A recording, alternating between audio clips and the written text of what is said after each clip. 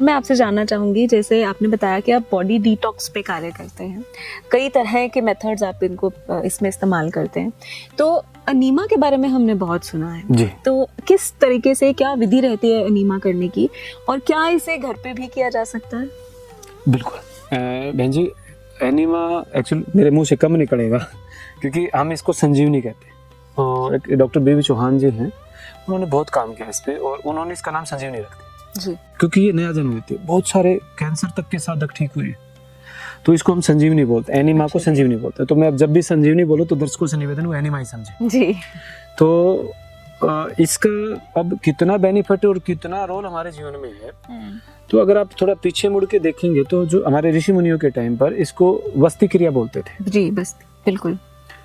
लेकिन उस समय साधन नहीं थे, तो वो क्या करते थे, अच्छा आपने कभी किसी पक्षी को नहाते हुए देखा है? ऐसे पानी आपने कहीं लोटा डाल रखा तो उसमें ऐसे फटफट मारते हैं जी। तो एक्चुअली वो नहाते नहीं है। तो पहले मैं भी सोचता था कि वो नहा रहे हैं, हाँ। वो बस्ती क्रिया करते हैं। ओह, वो एनएस को वैक्यूम करते हैं उसके अंदर Okay. और पानी अंदर पेट में भरते हैं और निकाल दे। पता उनको कौन गुरु आया सिखाने। अब कभी बुगले को देखना, अपनी चोंच में पानी भरेगा, पोटी के रास्ते से इंसर्ट करेगा और मल को त्याग कर साफ करेगा। उसको कौन गुरु आ गया बताओ सिखाने। मैं कई बार सोचता हूँ कि मनुष्य को सबसे ज्यादा बुद्धिजीवी कहते हैं, मैं कहता हूँ सबसे ज्यादा मंद बुद्धि है ये। अरे उनको देख करके सीख ले भाई कम से कम। तो अच्छा मैं पहले तो यही मानता था नहा रहे, लेकिन डिस्कवरी पर मैंने देखा तो वो मस्ती क्रिया करते हैं बताया। तो बत्तख सबसे ज्यादा करती है। अच्छा जी।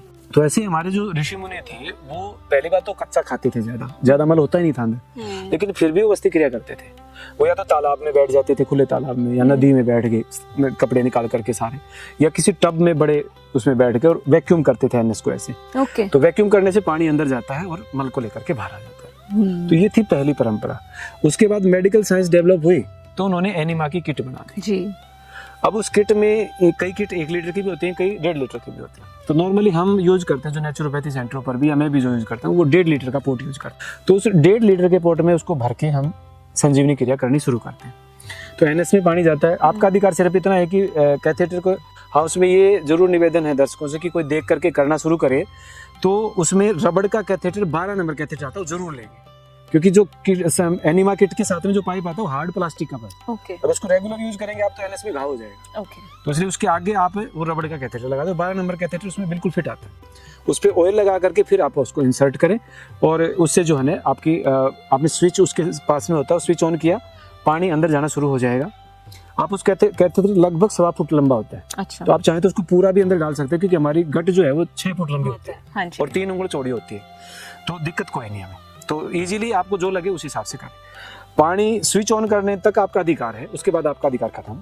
अब आपकी गट डिसाइड करेगी कितना पानी लेना। अच्छा। हो सकता है 500 ml में प्रेशर बन जाए, कईयों को तो 200 ml में बन जाता है शुरू में। हो सकता है कि 700, 800, 1000 ml ले, हो सकता है कि वो 1500 पूरा का पूरा ले। लेकिन उसमें ये ध्यान रखना कि जैसे पोर्ट जो होता है उसके अंदर जो पाइप लगा हुआ उससे ऊपर पानी को छोड़ना, थोड़ा उसमें एयर ना जाए तक। एक आध बार गलती से हो गया तो फर्क नहीं पड़ेगा, लेकिन रोज अगर आप उसको खाली करेंगे, बार बार हवा जाएगी तो आंत में नुकसान करेगी। तो वो उसका ऊपर का पानी हम ऊपर पे यहाँ तक पानी आ गया तो उसको बंद कर दिया, फिर स्विच ऑफ किया, कैथेटर बाहर निकाला, फ्रेश हो गए। तो ऐसे करके 1 टाइम में बैक टू बैक 3 टाइम्स करेंगे आप। एक बार बाथरूम में घुस गए, पोर्ट भरा संजीवनी की, फ्रेश हो गए, फिर दोबारा पोर्ट भरा, फिर फ्रेश हो गए, फिर तीसरी बार फिर भरा, फिर फ्रेश हो गए। यानी कि एक बार में 1.5 लीटर पानी, और इसी तरह से 1.5 के 3 बार। जी। ये कंपल्सन नहीं है कि आप हर बार 1.5 लीटर पानी को ले सकें, लेकिन आपको हर बार 1.5 भर के चलना, आपको मान के चलना कि मैंने 1.5 लेना है जी। आपकी आंत अगर प्रेशर बढ़ता है तो बीच में उठना पड़ेगा आपको जी जी। तो ये संजीवनी का तरीका हमारा, और फायदा इतना है जी, संजीवनी कह रहे हैं बहन जी, तो आप इसी से समझ लो कि ये पुनर्जन्म कर देती है। मेरा खुद का हुआ है, मैंने फोटो दिखाया था आपको कि पहले मेरी माँ जो आज से 3-3.5 साल पहले बात करूँ तो जो 76 साल की थी, 3.5 साल पहले, आज वो 50 साल की हो गई। बाल भी दोबारा काले हो गए माँ के, नाखून सूख गए थे, वो दोबारा पुनर्जीवित हो गए। और आपका क्या नाम है, वजन 32 kg कम हो गया। वाह। और ये सारा काम पहले 3 से 6 महीने में हो गया था। अब दर्शकों से ये भी निवेदन करूंगा, क्योंकि पहले भी ऐसा हुआ है कि मैंने एक वीडियो में और बोला था, तो अब साधक आते हैं तो सोचते हैं कि गुरुजी जादू की छड़ी कमाएंगे, मेरी माँ भी 80 से और 50 की होकर वापसी आएगी घर पे। तो ये 1 दिन में 2 दिन में होने वाला काम नहीं है, आपको तब करना पड़ेगा। और रही बात घर पे कर सकते हैं कि नहीं कर सकते हैं, ये बिल्कुल निर्दोष पद्धति है, इसका कोई भी नुकसान नहीं है जी। अपनी संकोच करें घर पे, बिल्कुल आप 1 दिन के बच्चे को भी संजीवनी करा सकते हैं, 1 दिन के बच्चे को भी एनीमा करा सकते हैं आप, इतना सेफ है।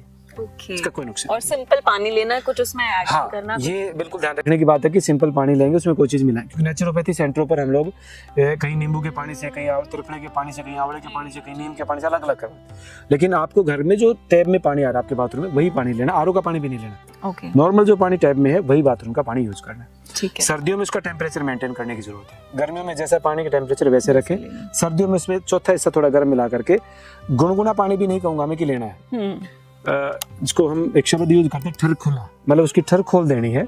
जैसा गर्मियों में नॉर्मल टेम्परेचर होता है उतनी टेम्परेचर का पानी आप लें जी। और इसको करने का सही समय? कोई समय की बाउंडेशन नहीं। ओके। आप सुबह 4 बजे कर लें, आप 10 बजे कर लें, आप 12 बजे कर लें, शाम को आप 4 बजे कर लें या रात को 12 बजे कर लें, कोई फर्क नहीं पड़ता।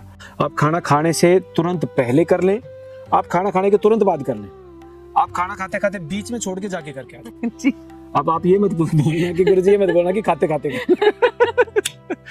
तो एक्चुअली यहाँ का और वहाँ का 4 घंटे का रास्ता जी। और जो बड़ी आत्मा है वो मल है, वो प्रोसेस से गुजर के गया हुआ है, तो उसमें कोई दिक्कत नहीं है जी। ओके जी।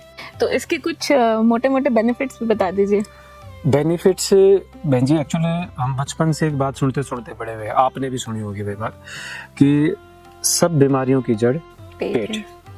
हमारे बुजुर्ग सदा कहते हैं सारी बीमारियों की जड़ पेट। औरों ने ध्यान नहीं दिया कोई फर्क नहीं पड़ता, पर मैंने ध्यान नहीं दिया, इसका फर्क पड़ता है क्योंकि मेरी लाइन ये है। मैंने भी इस पर 3.5 साल पहले फोकस किया ज्यादा। ओके। सारी बीमारियों की जड़ पेट है। पेट है क्यों है उस पर कभी सोचा ही नहीं हमने। लेकिन जब 3.5 साल पहले मैं ध्यान पे बैठा था, अचानक से मन में एक पर्सन आया कि भाई हमारी ऋषि मुनियों की उम्र इतनी लंबी कैसे होती थी, क्या उनका हार्ड मास अलग था, हमारा अलग बनाया भगवान ने, तो जो मिला नहीं, परमात्मा तो न्यायकारी है, जो हमारा वही उनका था। बिल्कुल। क्या फर्क पड़ता। तो फिर 3 चीजें समझ में आई। पहला, उनका भोजन प्रथा अलग थी, हमारी भोजन प्रथा अलग होगी। वो नेचुरल खाते थे, हम लोग प्रोसेस करके खाते। दूसरा, वो लोग उपवास पे खूब जोर देते थे, हम लोगों ने उपवास का उपवास बना दिया। तीसरा, वो लोग अपने गट की क्लीनिंग रखते थे, पेट की सफाई रखते थे, हम लोगों ने कभी की नहीं, इसको डस्टबिन बना दिया। तो जब मैंने इस पे सर्च करना शुरू किया तो मेरे सामने आया एक doctor normal W walker, okay, USA से। वो 50 साल रिसर्च करके यही बात बोलते जो हमारे बुजुर्गों ने बोली कि सारी बीमारी की जड़ पेट है। लेकिन बुजुर्गों के पास लॉजिक नहीं था, या वो लॉजिक हम तक नहीं पहुंच पाया। पहले वालों के पास था, धीरे धीरे धीरे घटता आ गया। बिल्कुल बिल्कुल। डॉक्टर वाकर ने लॉजिक दिया। वो बोलते हैं कि आपकी गट में छोटे छोटे छेद होते हैं जो आपके हर ऑर्गन को रिप्रेजेंट कर रहे हैं। इवन बॉडी के टोटल मेटल्स आपके गट से प्रोड्यूस होते हैं। आपकी आंखों पर चश्मा चढ़ रहा है, आंखों की प्रॉब्लम तो है, लेकिन उससे पहले वो आंत में शुरू हो चुकी है जी। इसको मेडिकल साइंस बोलते हैं, गट लीकेज जी। तो एक लेयर बन करके वो आंख तक आती है सेल्स के बीच में, वो गट आपके सेल टूट गए तो एक चीज जो वहां से हार्मोन चल करके वहां तक जाना था वो नहीं गया, बीच में लीकेज आ गई, तो इसलिए आई साइड वीक हो गई। डॉक्टर त्रिहान, हार्ट स्पेशलिस्ट, वो ये बोलते हैं कि 12 साल की उम्र में हार्ट ब्लॉकेज स्टार्ट हो जाते हैं। ये तो बता दिया कि 12 साल की उम्र में हार्ट ब्लॉकेज हो गए, शुरू हो गए। रीजन क्या है? रीजन आपके गट में हार्ट का छेद ब्लॉक हो गया, और अब 12 साल की उम्र में जल्दी हो जाता है क्योंकि अब ये फास्ट फूड और ये बंद पैकेट की चीजें इतनी चल गई कि वो जल्दी उस चीज को बंद कर देते हैं। तो अब डॉक्टर वाकर को जब मैंने पढ़ा तो मेरी आंखें खुली की खुली रहेगी। दर्शकों से भी निवेदन करूंगा कि आप कोलन हेल्थ के नाम से बुक आती है, आप मंगवाओ, डॉक्टर वाकर की पढ़ो। एक बंदे ने 50 साल का मतलब अपना पूरा जीवन लगा दिया, पूरा जीवन लगा करके आपको प्लेट में परोस को दे दिया कि भाई ये है, फिर भी हम उसको यूज नहीं करे तो हमसे बड़ा मूर्ख और कौन होगा। तो बहन जी, बीमारी कौन कौन सी ठीक होती है? तो एडी से लेकर के चोटी तक, सिर के दर्द से लेकर के कैंसर तक, हर बीमारी का समाधान संजीवनी में है जी। और हमने प्रत्यक्ष देखा है इस चीज को होते हुए। हमने वो साधक देखे हैं जिनके घर में, मेरे गांव से ही खुद सुरेश मलिक है भाई, अब तो वो पूरी सेवा में जुटा हुआ है। वो बिस्तर पे था, कैंसर हो गया था, 2-2.5 साल खूब इलाज करवाया उसने, कोई समाधान नहीं निकला। हालात ये थी कि शाम को उसके मुंह पे ऐसे चादर ढक देते थे, सुबह तक पूरा हो जाएगा। सुबह देखा कि सांस चल रहा है, फिर ढक दो भाई शाम तक हो जाएगा। इस सिचुएशन में वो बंदा था। डॉक्टर बीबी चौहान जी से बात हुई उस परिवार में, वो बहन जी जो भाभी जी हमारी हैं गांव में, उनसे चौहान साहब ने बात की कि भाई मरा तो पड़ा है, थोड़ा और मार दो। बोला जी क्या करना? बोला संजीवनी शुरू करो, एनिमा शुरू कर दो इनका। अच्छा। खाया तो कुछ जा ही नहीं रहा है, सफाई शुरू कर दो। मेहनत आपने करनी पड़ेगी पर बेटा। तो भाभी जी ने मेहनत की, उनकी संजीवनी शुरू कर दी। 17 दिन में वो अपने पैरों पे चल पड़े और उनकी रिपोर्ट टोटल नेगेटिव हो चुकी। उसके बाद उन्होंने घर त्याग दिया कि मेरा जीवन इस प्रक्रिया से मिला है तो पूरा जीवन इसी को समर्पित। आज वो सुरेश भाई हजारों कैंसर के साधकों को ठीक कर चुके हैं। ये बहुत बड़ी चीज थी। ये संजीवनी का मैजिक है जी। पहले हमें लगता था एक बार करो एनिमा, एक बार करना चाहिए दिन में जी। मैंने खुद ने मैंने 20 22 बार किया दिन में। एक दिन में एक बहन से हमने 75 टाइम्स एक दिन में करवाया, 75 टाइम्स इन अ डे। वो 35 लीटर की बाल्टी भर के बाथरूम में घुसती थी तो 35 लीटर में 25 बार तो होगा ही, क्योंकि 1.5 लीटर का पोर्ट है। हर बार 1.5 लीटर तो जाता नहीं, क्योंकि थोड़ा तो मैं भी छोड़ने के लिए बोलता हूँ ऊपर, तो 24-25 बार तो होगा 35 लीटर। वो 3 बार करती थी, लेकिन 3 महीने में ब्लड कैंसर टाइप 1 क्योर कर दिया उसने। ये संजीवनी का जाता है। सिर का दर्द, चक्कर नहीं तो 2 दिन में खत्म हो जाता है। शुगर, बीपी 3 दिन में नॉर्मल, बिना किसी मेडिसिन के लिए। तो संजीवनी से हर बीमारी का समाधान है। जो गांठें हो गई शरीर पे, कुछ भी होगा सब ठीक कर देती है। लीवर आपका एक्यूरेट, किडनी आपकी ठीक हो जाती है, सब। तो मतलब परफेक्ट नाम दिया आपने, संजीवनी। जीवन वापस देने वाला। बिल्कुल बिल्कुल बिल्कुल।